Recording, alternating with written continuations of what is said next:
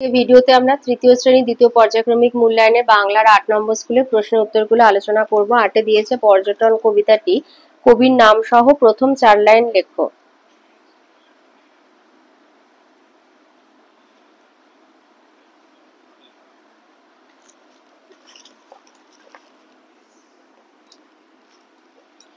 পর্যটন নীরেন্দ্রনাথ চক্রবর্তী। প্রথম ৪ লাইন। মাথায় মস্ত পাগড়ি এঁটে গজিয়ে দাড়ি গুম্ফ ছেটে কেষ্টবাবু কোথায় যান? বাদাকসান বাদাকসান।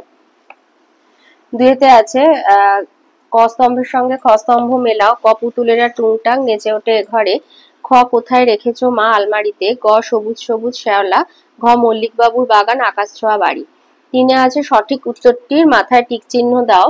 ক নৌকা যাত্রা কবিতার নৌকার মালিকের নাম মধু, খ মানুষকে হেঁটে হেঁটেই দূর দূরান্তরে যেতে হতো, গ সেখানে লতা পাতা সব গলাগলি করে আছে, ঘ একসঙ্গে থাকলে শক্তি বাড়ে, আরাম কবিতাটিতে ভোরবেলার কথা বলা হয়েছে, চ শুনে ভয়ে হিংসুটির বুকের মধ্যে ধরাস ধরাস করতে লাগলো। ৪-এ বিপরীত শব্দ। কর সুখ দুঃখ, খ ঠিক বেঠিক বা ভুল, গ দূরে কাছে, ঘ একদল একা, ভিজে শুকনো, চ মিথ্যে সত্যি, ছ ঘন পাতলা, বর্গীন জ বন্ধ খোলা। ৫-এ সমার্থক শব্দ। বন হবে জঙ্গল, দেহ শরীর। ৬-এ আছে এলোমেলো বর্ণগুলোকে সাজিয়ে শব্দ লিখতে হবে। কয়েতে হবে শাখা প্রশাখা, খয়ে শীতকাল, গয়ে দুপুরবেলা, ঘতে হবে বনভূমি। ৭-এ অর্থ হবে পৃথিবী হবে জগৎ বা বিশ্ব লিখতে পারো, খতে কুজন কাকলি পাখির ডাক, গয়ে সাথী সঙ্গী, আর ঘতে ঠান্ডা শীতল। ৮-এ দিয়েছে বর্ণ বিশ্লেষণ। কতে আছে রাজপুত্র, র যোগ অ যোগ বর্গীন জ যোগ, অ যোগ প যোগ হর্ষ যোগ ত যোগ র। আর খতে আছে আনন্দ, আ যোগ দন্তান্ন যোগ অ যোগ দন্তান্ন যোগ দ যোগ অ। ৯-তে দিয়েছে নিচের শব্দগুলোকে দিয়ে বাক্য তৈরি করো। কয়তে আছে গাছগাছালি, আমাদের গ্রামটি গাছগাছালি দিয়ে ঘেরা, খ সমুদ্র, দীঘার সমুদ্র সৈকতে ঘুরতে খুব ভালো লাগে। ১০-এ দিয়েছে বেমানান খুঁজে গোল করতে হবে। কতে বোধোদয়, ছেলেদের রামায়ণ, ইংরেজি ফার্স্ট বুক, এগুলো বই। তো রসমুন্ডি হচ্ছে একটি মিষ্টি, তাই ওটা আলাদা। খতে মা, দিদি হিংসুটি, এরা সব হচ্ছে মেয়ে, মানে স্ত্রীলিঙ্গ, মামা হলো পুংলিঙ্গ, তাই ওটা মামা হবে। ১১-তে বলেছে শব্দ যুগলের অর্থ পার্থক্য দেখাও। কতে দয়কা তালবেশা দেশ মানে রাষ্ট্র, দয়েবয় একার মধ্যাহ্নস্যা দেশ মানে হিংসা। খতে পয়াকার বয়শূন্যরা পার মানে পারাপার, আর পয়াকার দয়শূন্যরা পার মানে কিনারা। ১২-র কতে বলেছে হিংসুটির দিদি কি কি বই পড়ে ফেলেছে।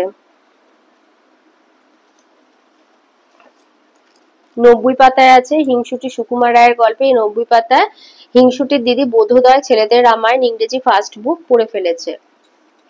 খতে বলেছে কোন কোন জায়গা পেরিয়ে নৌকা যাত্রার শিশুটি যাবে। ৫১ পেজে আছে, এই যে পেরিয়ে যাব তীরপূর্ণির ঘাট, পেরিয়ে যাব তেপান্তরের মাঠ, তাহলে তীরপূর্ণির ঘাট তেপান্তরের মাঠ পেরিয়ে যাবে। গ বলেছে মানুষ গাছের শাখা প্রশাখায় কি কি ঝুলিয়ে রাখতো, এটা আছে বইয়ের ৬৩ পাতায়।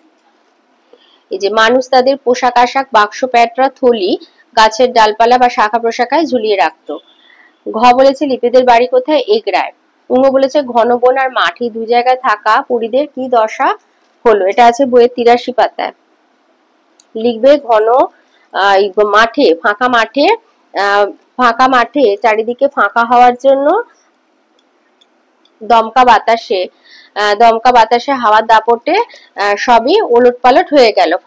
মাঠ ফাঁকা হওয়ার জন্য ঝড়ের দাপটে সবকিছু ওলটপালট হয়ে গিয়েছিল, কিন্তু ঘন বনের মধ্যে গাছপালা একসঙ্গে থাকার জন্য ঝড় সেখানে সেরকম সুবিধা করতে পারলো না, তাই বনের পরিদের বাড়ি বেঁচে গেল।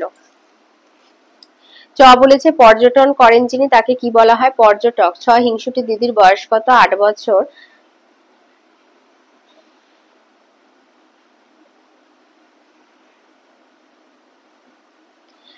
বর্গীন জতে দিয়েছে স্বরধ্বনি কয়টি ও কি কি, ১২টি, অ থেকে ও পর্যন্ত। অ আ হর্ষই দীর্ঘই, হর্ষও দীর্ঘ, রিলি এ ওই ও, এই ১২টি ধ্বনি বা অক্ষর বা বর্ণ বলতে পারো, এগুলো একেই স্বরধ্বনি বলা হয়।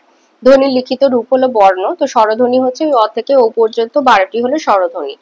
১৩-র কতে দিয়েছে মানুষ গাছের শাখা প্রশাখায় ঝুলিয়ে রাখতো, বাক্য বাড়াতে বলেছে।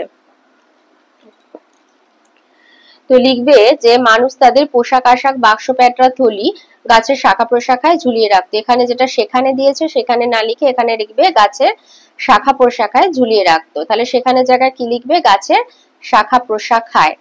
মানুষ গাছের শাখা প্রশাখায় ঝুলিয়ে রাখতো তাদের পোশাক আশাক বাক্স প্যাটরা থলি। খ বলেছে ঝড় আসে কাকে নিয়ে, এটা আছে বইয়ের ৭৭ পাতায়। এটা লিখে দেবে ঝড় আসে তার সঙ্গে তার সাথী আসে আঁধি আর বৃষ্টি। তাহলে ঝড় আসে তার সঙ্গে আসে তার সাথী আসে আঁধি আর বৃষ্টি। ১৪তে বলেছে হার শব্দটিকে দুইটি আলাদা অর্থে ব্যবহার করে দুইটি বাক্য লেখো। একটা হার হচ্ছে অলংকার, তোমার গলার সোনার হারটা খুব সুন্দর, আর একটা হার মানে পরা যায়, আমি তোমার কাছে হার মেনেছি। ১৫তে দিয়েছে যে কোনো একটা বিষয়ে অনুচ্ছেদ লিখতে নেতাজি সুভাষচন্দ্র বসু এবং বিদ্যাসাগর।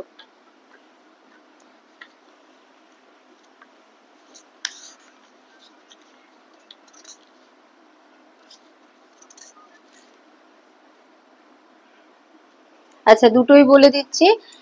এখানে বলেছে একটি বিষয় অনুচ্ছেদ রচনা লিখতে ২ নাম্বার আছে, বেশি বড় করতে হবে না, ওই ৬-৭টা লাইন লিখে দিলেই হবে। তোমরা আমাকে রক্ত দাও, আমি তোমাদের স্বাধীনতা দেব, পরাধীন ভারতের জনগণের কাছে এই আবেদন জানিয়েছিলেন নেতাজি সুভাষচন্দ্র।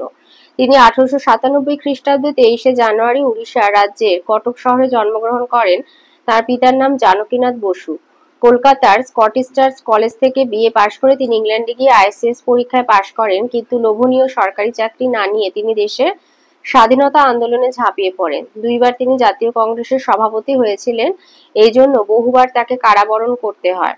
১৯৪১ খ্রিস্টাব্দে ইংরেজ পুলিশের চোখে ধুলো দিয়ে তিনি ভারত ছেড়ে জার্মানি ও তারপরে জাপানে যান। সেখান থেকে সিঙ্গাপুরে এসে ১৯৪৩ খ্রিস্টাব্দে বিপ্লবী রাসবিহারী বসুর গড়া আজাদ হিন্দ ফৌজের দায়িত্বভার গ্রহণ করেন। সম্পূর্ণ ভারতীয় সৈনিকদের নিয়ে গড়া এই ফৌজ নিয়ে নেতাজি ইংরেজদের বিরুদ্ধে যুদ্ধ ঘোষণা করেন এবং ১৯৪৪ সালে ভারতে এসে মণিপুর রাজ্যের কোহিমায় যুদ্ধ করেন। কিন্তু এরপর নানা কারণে আজাদ হিন্দ বাহিনী পিছু হটতে বাধ্য হয়। এক বিমান দুর্ঘটনায় সুভাষচন্দ্রের মৃত্যুর খবর প্রচারিত হলেও দেশবাসী তা আজও বিশ্বাস করেন না, তাই এই মহামানব আজও মানুষের মনে অমর হয়ে আছেন। আর বিদ্যাসাগর সম্পর্কেও দিয়ে দিচ্ছি। লিখবে ১৮২০ সালের ২৬শে সেপ্টেম্বর পশ্চিম মেদিনীপুর জেলার বীরসিংহ গ্রামের এক দরিদ্র পরিবারে ঈশ্বরচন্দ্র সাগরের জন্ম হয়। তার পিতা ঠাকুরদাস বন্দ্যোপাধ্যায় এবং মাতা ভগবতী দেবী। ঈশ্বরচন্দ্র অনেক দুঃখ কষ্টের সঙ্গে লড়াই করে সংস্কৃত কলেজের সেরা ছাত্র হিসেবে বিদ্যাসাগর উপাধি পান। যে কোনো মানুষের দুঃখের কথা শুনলে তার প্রাণ কেঁদে উঠত, তিনি তাকে সাহায্য করতে এগিয়ে যেতেন, তাই তাকে বলা হয় দয়ার সাগর। দেশের মানুষ, বিশেষ করে মেয়েরা যাতে লেখাপড়া শিখে মানুষ হয় সেই জন্য নিজের টাকায় তিনি বিদ্যালয় গড়ে তুলেছিলেন। সে যুগে অনেক কম বয়সে মেয়েদের বিয়ে হতো অনেক বেশি বয়সী মানুষের সঙ্গে। বিদ্যাসাগর সেই বিধবাদের আবার বিয়ের জন্য আইন পাশ করিয়ে নেন। বাংলার মানুষ যাতে সহজে বাংলা এবং সংস্কৃত ভাষা শিখতে পারে সেই জন্য তিনি বর্ণপরিচয় এবং উপক্রমণিকা নামে ২টি বই লেখেন। ১৮৯১ সালের ২৯শে জুলাই বিদ্যাসাগর পরলোক গমন করেন।